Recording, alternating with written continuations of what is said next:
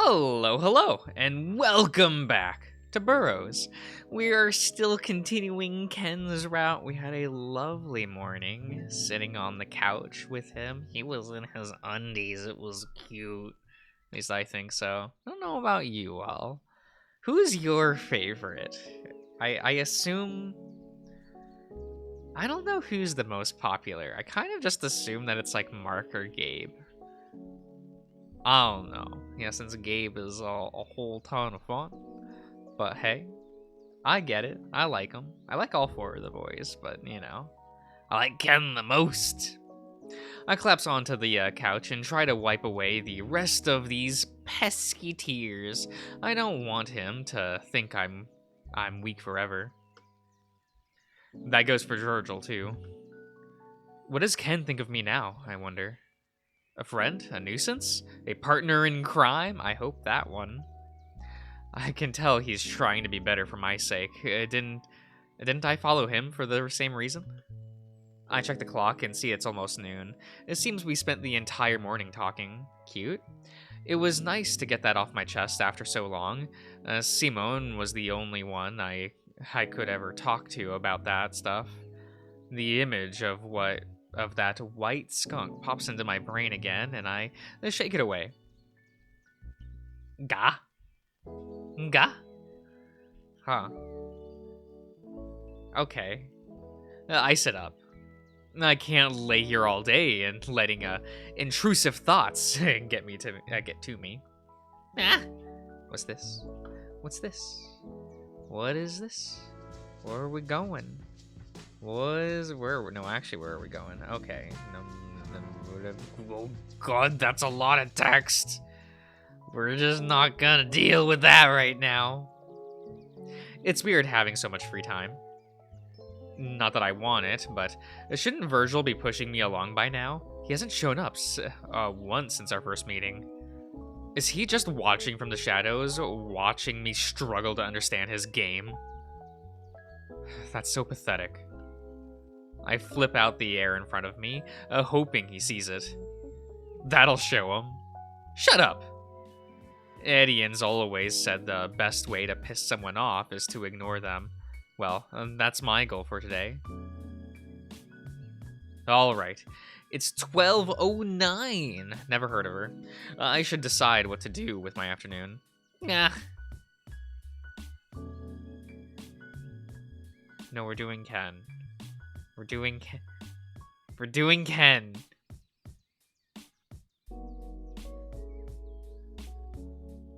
I walk over to his room and put an ear to the door. I hear the faint sounds of a pencil scribbling. Hey, what's In a flash of black, the door opens and shuts.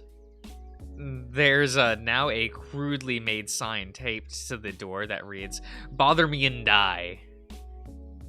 Yeah, not risking that. I'll come back later. That's an easy follow-up. I guess I could chat with him some more. It's a slow day, after all. Might be my only chance to have a normal conversation with him, given how unpredictable the agent seems to be. I knew you'd go back to him. 'Tis fated. Shush, I'm just curious. If you say so. Oh, this is a lad. You all play Hosamo? I don't really play that much anymore, but like he reminds me a lot of Thunderbird. Was that his name? He's my favorite Hosamo character. I like him. I like him a lot. I spent a lot of gems on the gacha to get his his beach outfit. Wait, was that a separate variant? I think for the 5-star one it was. Yeah. It do be that way, you know? I see Takota still manning the bar, humming along to the music on the radio. Howdy, Gray. Can I help you with something? Not really. I just wanted to... I realized I didn't come up with a good excuse before coming back. Hang out? Yeah. With me? Yes? He scratches his head, unsure of how to respond. At work. Is that okay? Well, color me surprised. I'm proud of the service I provide, but I've never had a guest ask to spend personal time with me before. I hope I'm not imposing on you. I guess you've just piqued my interest. And it doesn't hurt that you're a suave older gentleman. Ah, I really don't know what to say, but sure. Sit. I'll grab you something to drink. Seltzer's alright.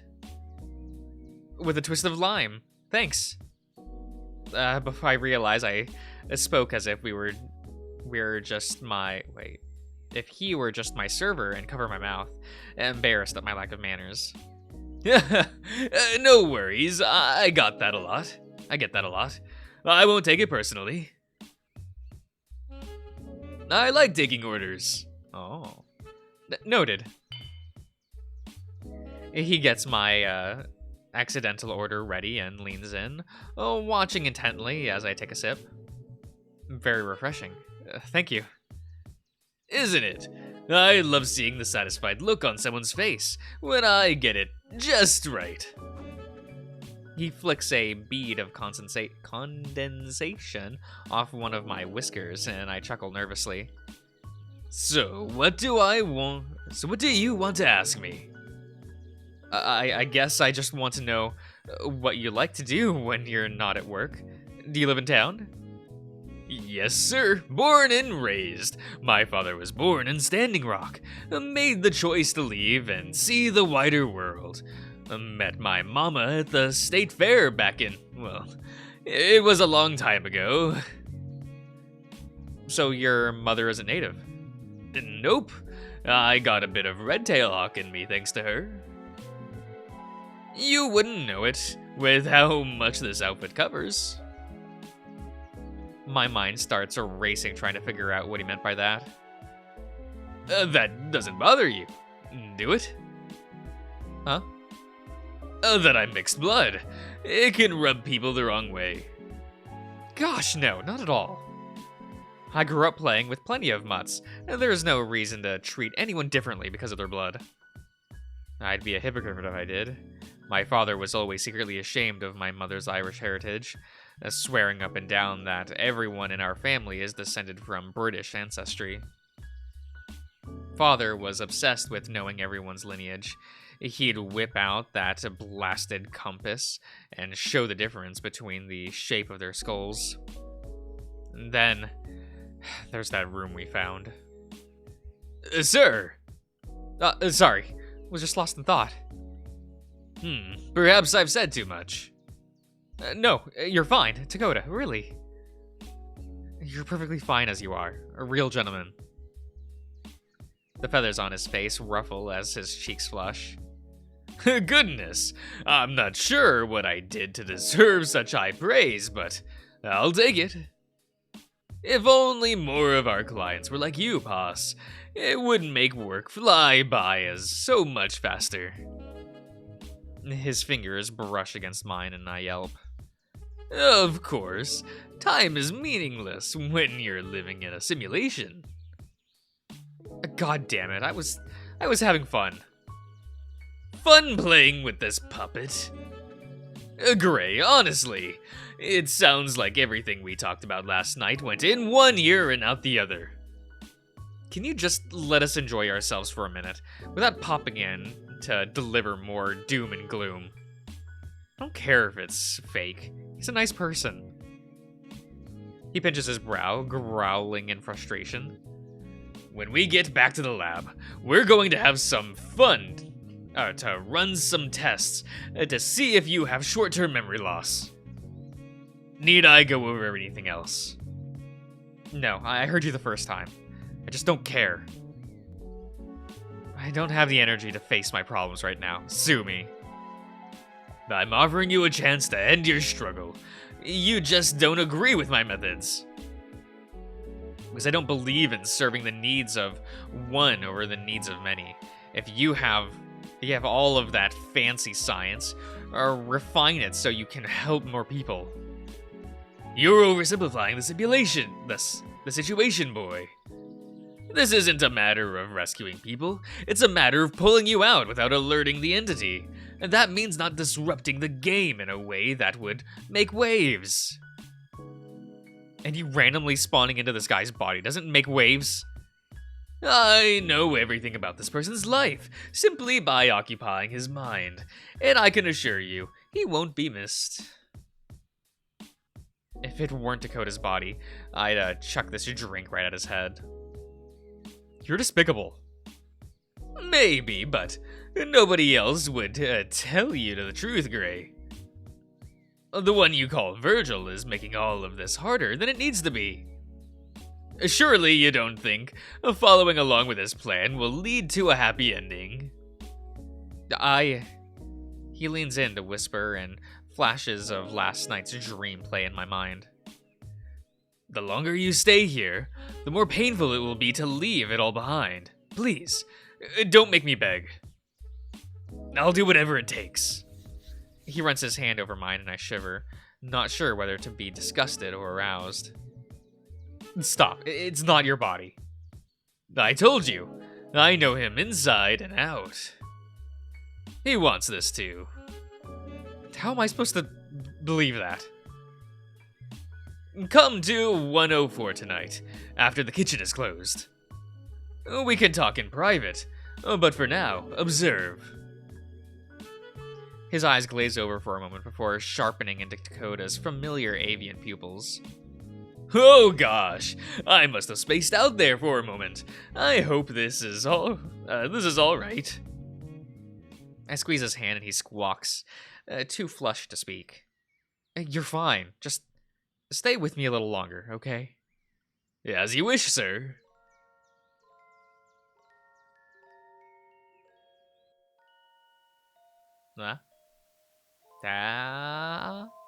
Okay. I close my eyes, trying to imagine our souls touching without the barrier of flesh in between. I envision him in his purest form, not marred by an invader using him like a puppet.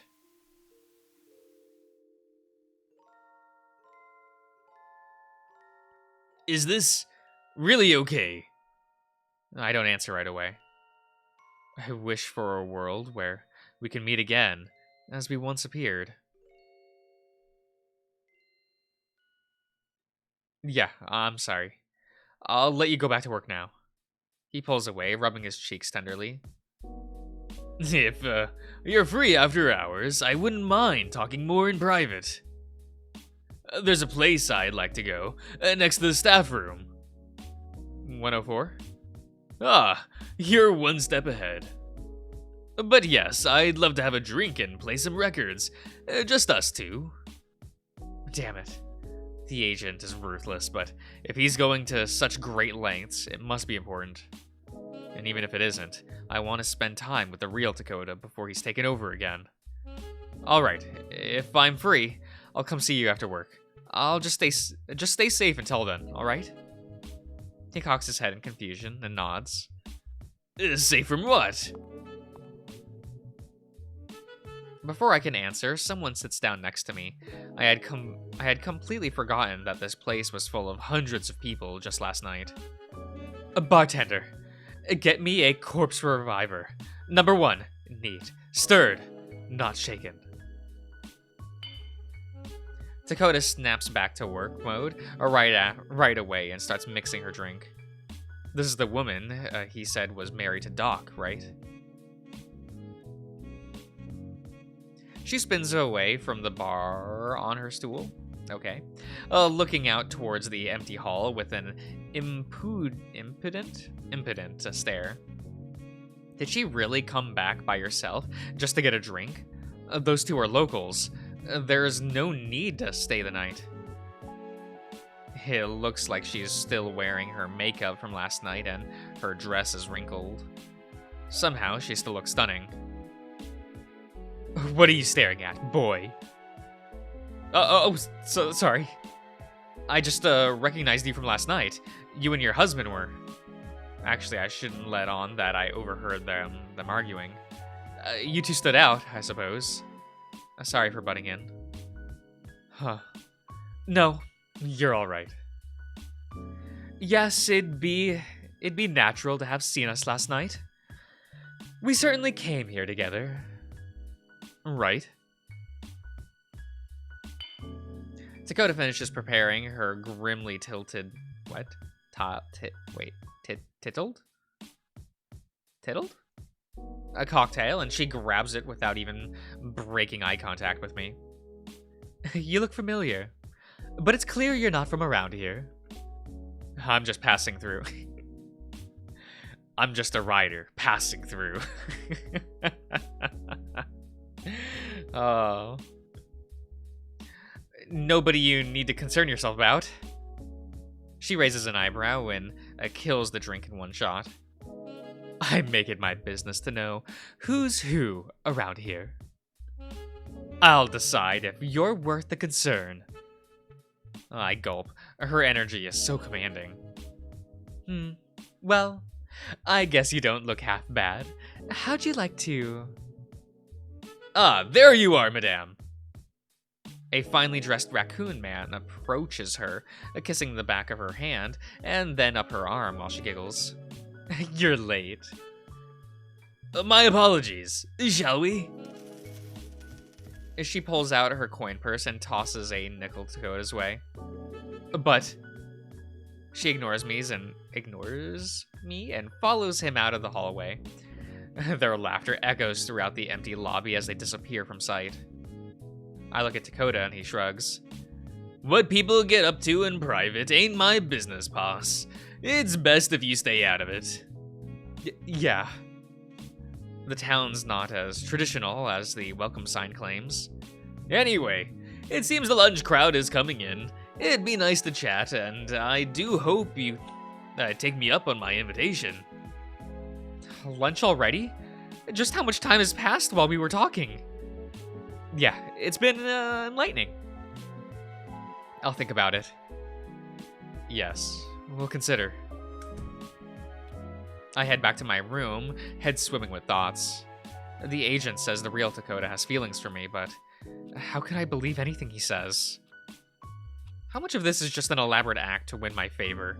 Is he just pretending to be interested to get me in his clutches? And should I be obliging? I plop down on the couch and shove my head into some pillows, trying to drown out the noise. A tiny triangle of light leaking in through a gap. The gap center my world as I pretend to float in the void. The feeling of weightlessness, just like the sea of stars from back then. How can all these experiences amount to nothing more than some game? What I saw was real. What I felt was valid. Mark, Gabe, Hero. Did they cease to exist once I chose Ken's card? Are they being kept somewhere? In another world? Did another pick me somewhere else and doom the others to oblivion? I burst through the fortress of pillows, gasping for air. My face feels hot and I start unbuttoning my shirt before I choke on my collar. Everything feels tight. I have to keep reminding myself to breathe. I don't want to accept that everything is pointless. I won't let those thoughts win. I time my breathing with the tick of the wall clock. My body relaxes, and I try to choke down some water. I don't want to be alone right now. I need to talk to somebody. Colt and Jesse went straight back to their rooms to relax, and Ken's door is still closed. Looks like he got rid of this warning sign, at least.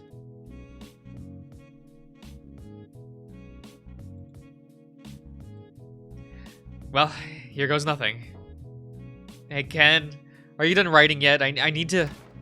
The door swings open, and he hangs over me, panting as if he'd just run a marathon. He's only wearing a towel. Oh, hey. Are you okay? Oh, yeah, sorry. I'm just coming down with the excitement of it all. I had to take a shower. Excitement from writing or something else? Sheesh. Get in here before someone hears you. I awkwardly duck under his arm and get inside as he slams the door behind me. The desk is now a complete mess. Crumpled balls of paper litter the table and floor. Pages from his journal have been torn out and taped to the wall. Random phrases scrawled across them. Okay. I think I'll end the part here. So I'll see you around, everyone.